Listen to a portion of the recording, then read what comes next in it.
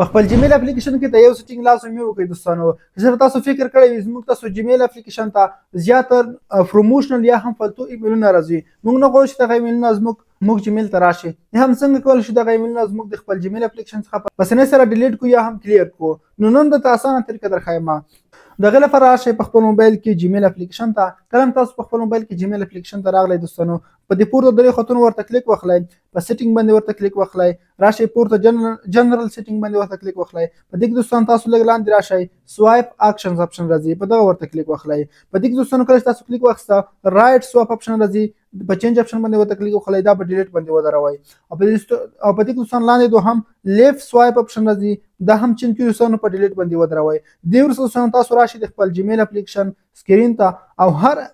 او هر ایمیل چې تاسو غواړئ دې وروسته تاسو کلیر کړئ دوستانو تاسو په اسانۍ سره ډیلیټ کولی شئ تاسو د خپل موبایل سکرین کې ښی خواته سوایپ کوئ هم ډیلیټ کیږي به او که چپې خواته سکرول کوئ هم ډیلیټ کیږي به په دې سره تاسو اسانۍ سره کولی شئ د ټول ایمیلونه ټول جیمیلونه چې تاسو نه غواړئ په خپل موبایل کې در سره وي ټول په اسانۍ سره ډیلیټ کولی شئ که ویډیو خوښ وي لایک یې کړئ د داسې نورو ښایسته او خوندورو ویډیوګانو لپاره زموږ ویډیو سره فالو کړئ مننه